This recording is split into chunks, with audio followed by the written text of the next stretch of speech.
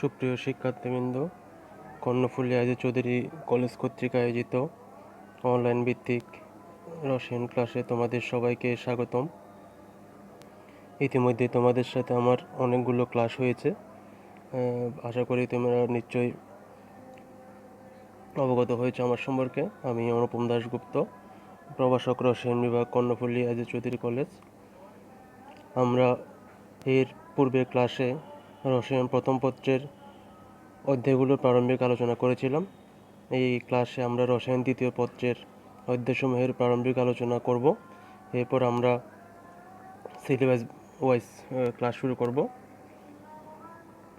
তোমরা নিশ্চয়ই জানো রসায়ন দ্বিতীয় পত্রের 5টা অধ্যায় রয়েছে। প্রথমটা হচ্ছে পরিবেশ রসায়ন, জৈব রসায়ন, পরিমাণগত রসায়ন, তড়িৎ রসায়ন, অর্থনৈতিক রসায়ন।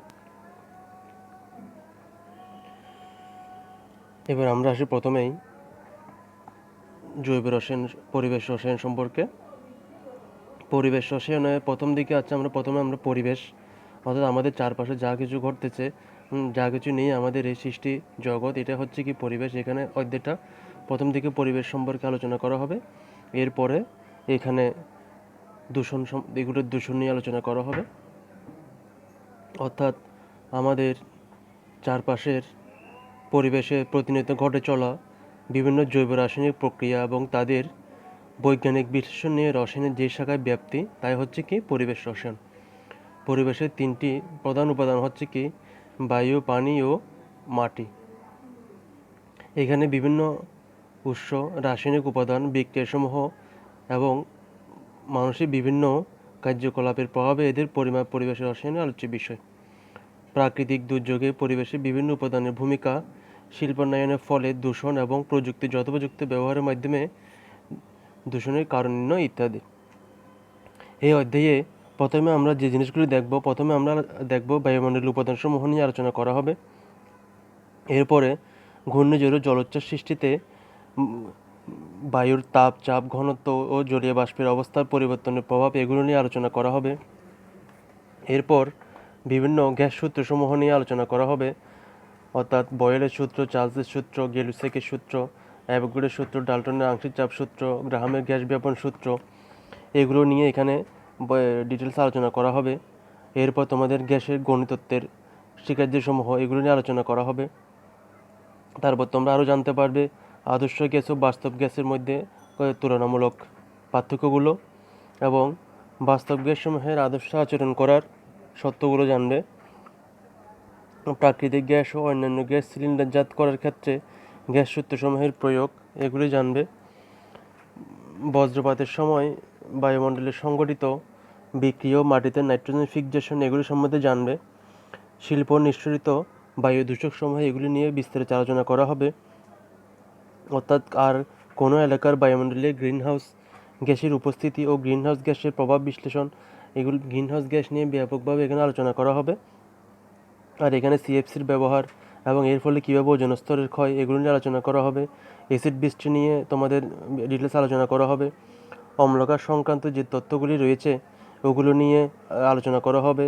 আর্হেনিয়াস তত্ত্ব, ব্রোনসের লাউরি তত্ত্ব, এগুলো নিয়ে আলোচনা করা হবে।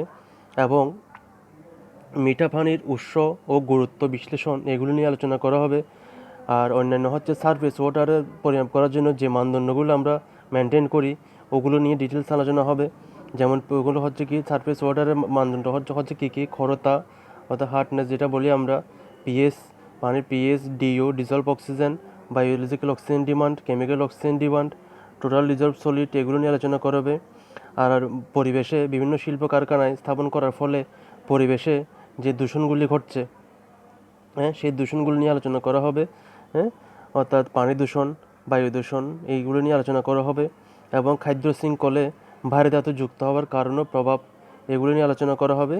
আর দূষক পদার্থসমূহের বায়ু ও পানিতে দ্রবীভূত থাকার কৌশল ইত্যাদি নিয়ে এই অধ্যায়ে ডিটেলস এখানে আলোচনা করা হবে।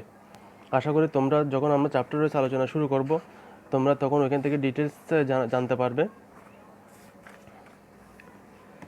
এবার আমরা আসি পরবর্তী অধ্যায়, হচ্ছে আমাদের জৈব রসায়ন। হাইড্রোকার্বন ও এর জাতকসমূহের ধর্ম, গঠন, সংশ্লেষণ, এর বা রাসায়নিক ব্যবহারিক প্রয়োগ সম্পর্কে রসায়নের যে শাখায় আলোচনা করা হয় তাকে বলা হয় জৈব রসায়ন।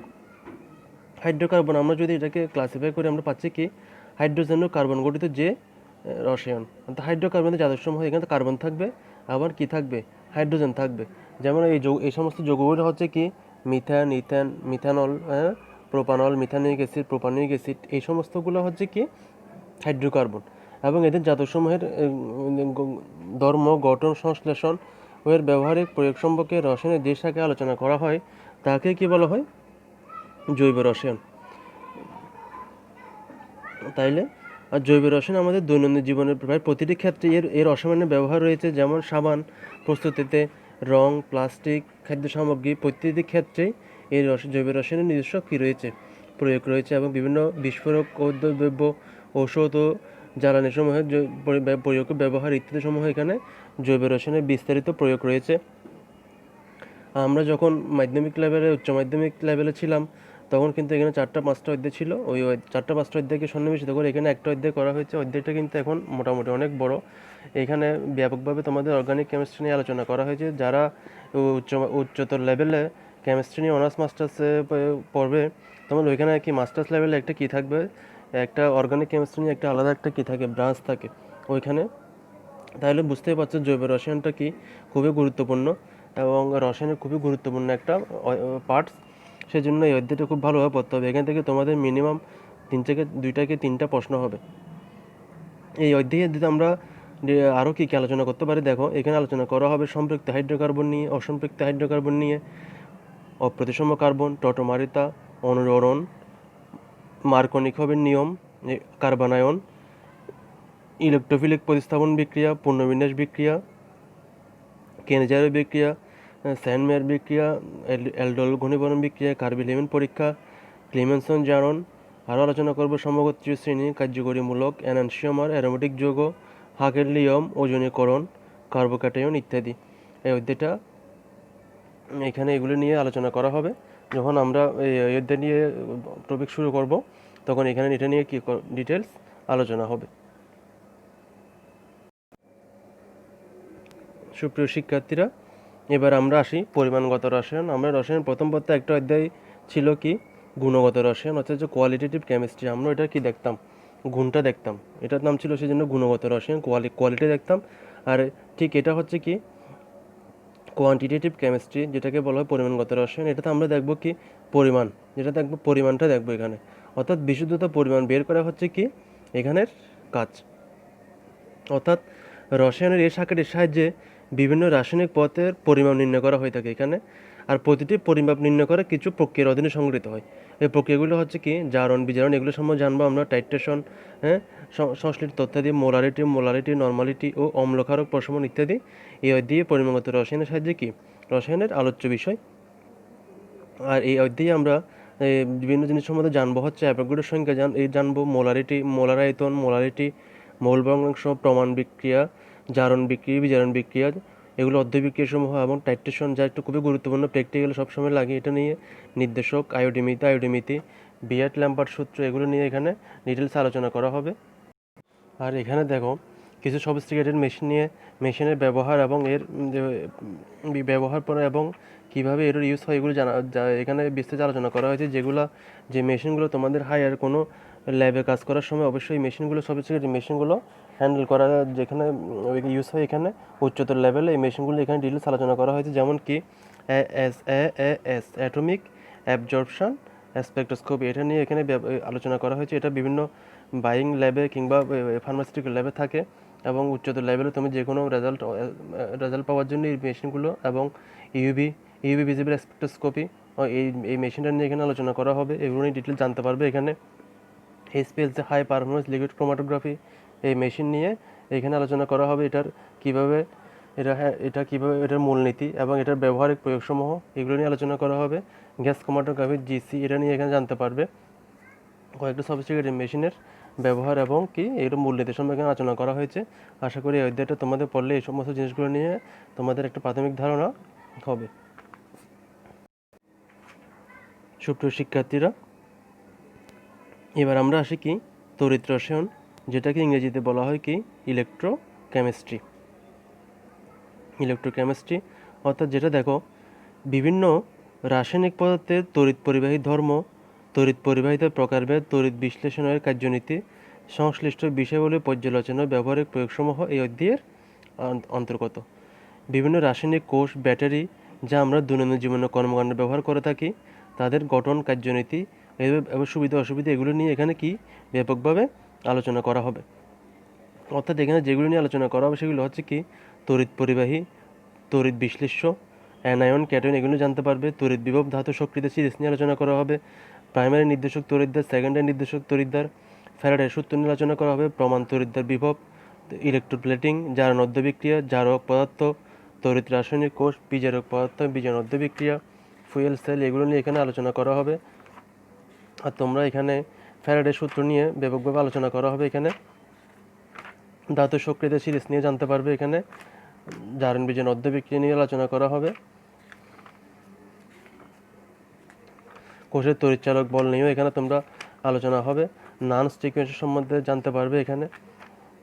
আর এখানে হচ্ছে যেটা নির্দেশক তড়িৎদ্বারে, প্রাইমারি নির্দেশক তড়িৎদ্বার, সেকেন্ডারি নির্দেশক তড়িৎদ্বারের সময় এখানে আমরা প্রমাণ হাইড্রোজেন তড়িৎদ্বার এবং ক্যালমল ইলেকট্রন তড়িৎদ্বার এই দুটো ইলেকট্রন তড়িৎদ্বার নিয়ে এখানে কী করবো আমরা এখানে আলোচনা করব।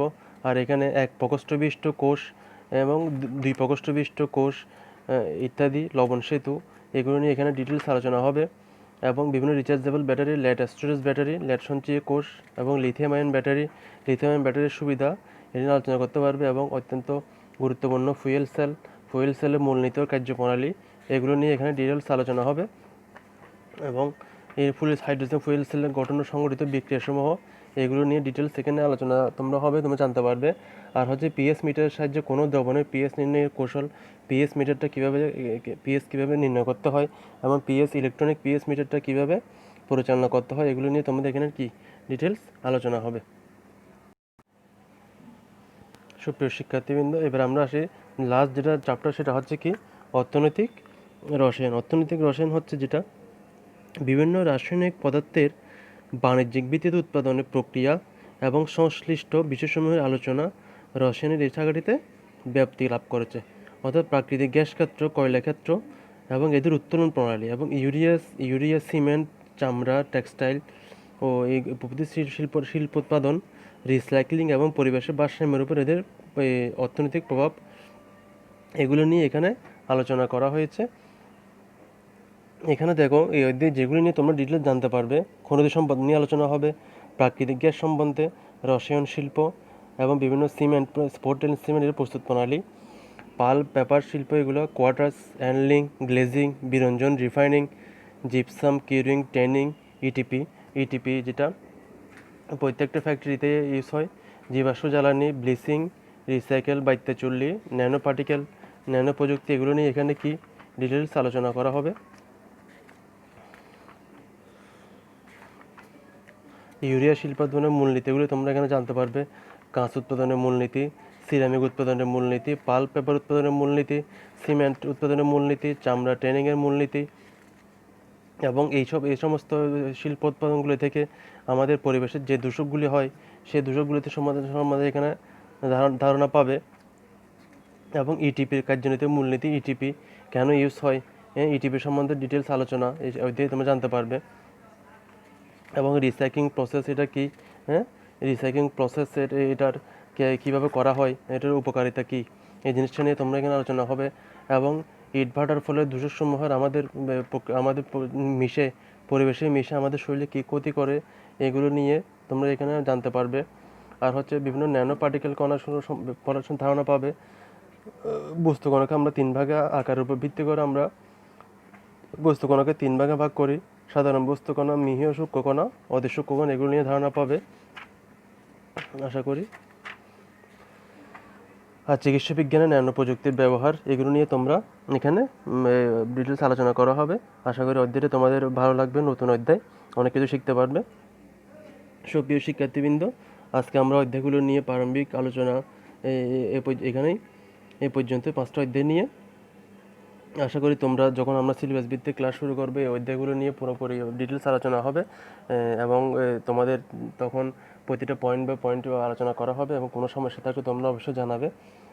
আশা করি তোমরা প্রতিদিন আমাদের অনলাইন ক্লাসগুলি করবে, যেহেতু এখন করোনা মহামারী চলছে আমাদের স্বাভাবিক কার্যক্রম হচ্ছে না, সেজন্য এখন অনলাইনে তোমাদের নিয়মিত হতে হবে। আর আমরা এর পরে সিলেবাস ওয়াইজ লেকচার শুরু করব। আমরা এর পরবর্তী ক্লাসে ল্যাবরেটরি নিরাপদ ব্যবহার দিয়ে তোমাদের প্রথম অধ্যায় ল্যাবরেটরি নিরাপদ ব্যবহার, ওটা দিয়ে আমরা তোমাদের কি সিলেবাস ভিত্তিক প্রথম ক্লাসটা শুরু করব। আমরা এতদিন তোমাদের সিলেবাস, মান বন্টন এবং অধ্যায়সমূহের প্রারম্ভিক আলোচনা এগুলো নিয়ে আলোচনা করেছি। এখন থেকে আমরা সিলেবাস ওয়াইজ ক্লাস শুরু করব। আশা করি তোমরা ক্লাসগুলো নিয়মিত করবে এবং আমি কিছু হোম টাস্ক দেব, হোম টাস্কগুলিও করবে। আর তোমরা সবাই ভালো থাকবে, সুস্থ থাকবে, নিরাপদে থাকবে, এই দোয়াই করি। আজকে এ পর্যন্তই। হ্যাঁ, ভালো থেকো সবাই, ধন্যবাদ।